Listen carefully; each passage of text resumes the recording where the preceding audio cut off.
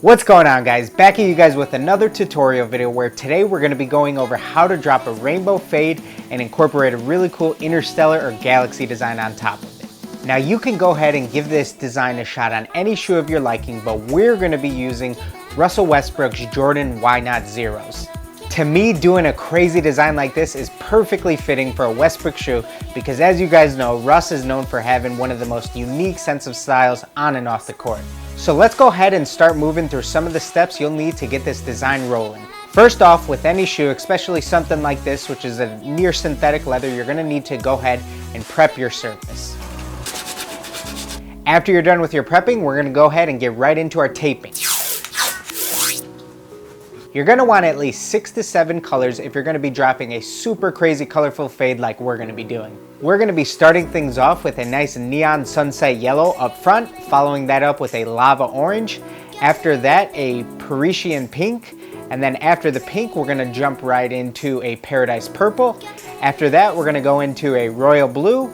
And then following that up with a nice Tiffany blue at the back. A little pro tip, if you're going to be using any of the neon paints from Angelus, you're going to want to go ahead and add a little bit of white along with the same color in the non-neon version to your mixture just to help thicken it up a bit. So for example, the neon sunset yellow, you're going to want to go ahead and add a couple drops of white along with a couple drops of yellow, and this will really help thicken up that mixture. Same thing with the lava orange, just go ahead, add a couple drops of white along with a couple drops of orange. Just in case you guys are wondering, any Angelus products we have used in today's video can be found in the links provided below in the description. If you're wondering where you're going to start or stop each color, you can go ahead and take the total length of the shoe and divide that up by how many colors you're going to be using to create nice equal parts, which you can help guide you in creating just the starting and stopping points of each color. Of course, creating art isn't always about being perfectly even and symmetrical, but if you're one of those math people who maybe used to take a test back in school and see how many questions were left and see how much time was left and start dividing that up to see how much time you had to answer per question and never mind, just me. All right, let's go ahead and get into the painting. So when you're starting a design like this that contains a lot of different colors and a lot of lights and a lot of darks, you're definitely going to want to start with your darks first, which are near the back of our shoe. And the reason for that is no matter how careful you are, you're always going to get just a little bit of overspray on each section. If you were to start with your yellows first, which are near the front, by the time you got to the back, which contains our dark blues and purples, you would have a ton of different colors of overspray ending up on your yellow, which would be a lot harder to clean up and touch up and make a nice even yellow again. So we're going to go right ahead and lay down this Tiffany blue near the back, our first color that we're starting with, and you're going to want to make sure that you leave a few minutes of dry time in between each coat, along with a little bit of heat setting in between.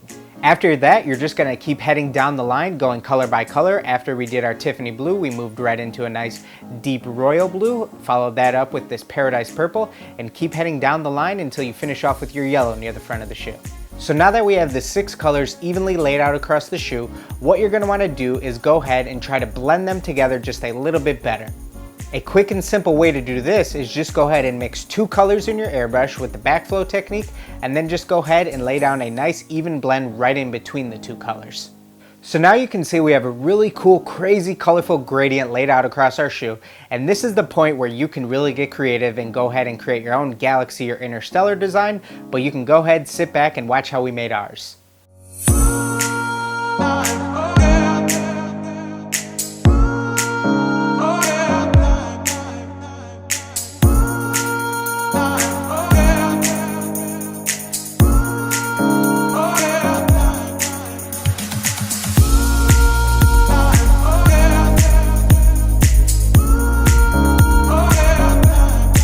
So now that you've made it this far, it's time to go back and find any of the branding or small little logos that were included on the shoe that got covered up from your painting. This is a cool opportunity to select a color that will really help complement your new design that you've laid on the shoe. I'm going to use a fire engine red on the Jumpman along with a light green on the RW engraved logo on the strap. So after I knocked out these logos, I realized there was still something missing, and I really wanted to go back and just add a few streaks of lightning that would really help stand out amongst this design. And then there was one more small little thing that I wanted to add at the very end. I wanted to go ahead and just incorporate the Death Star in this crazy galaxy design.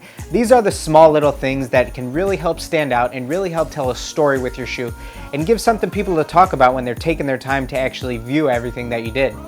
One final minor little step that you guys will definitely want to do, make sure you take your time with, is go ahead and make sure you check back across all of your edges of the shoe. You definitely want to make sure that no paint got anywhere where you may have taped and any paint may have seeped through, or you may have over taped any spots. You definitely want to give these that really clean factory look, and that's what's going to really help set you apart in the long run. I feel good!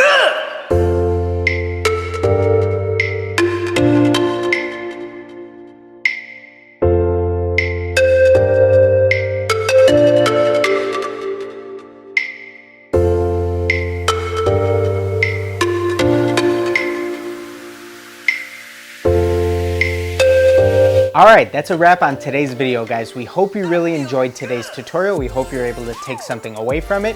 As always, make sure you keep tagging us in your photos. We love seeing the growth of other customizers and applying all the little tips and tricks that we talk about in all of our videos. You guys are really helping this channel grow. We really appreciate it. You guys are helping our Customs of the Week series grow. It's been awesome seeing other customizers tagging other customizers, just so that we can get smaller people featured on our channel. It's a really cool opportunity and I love what we're building with it. So go ahead and keep dropping us suggestions on what other videos you guys would like to see from us, and we will see you guys in the next one.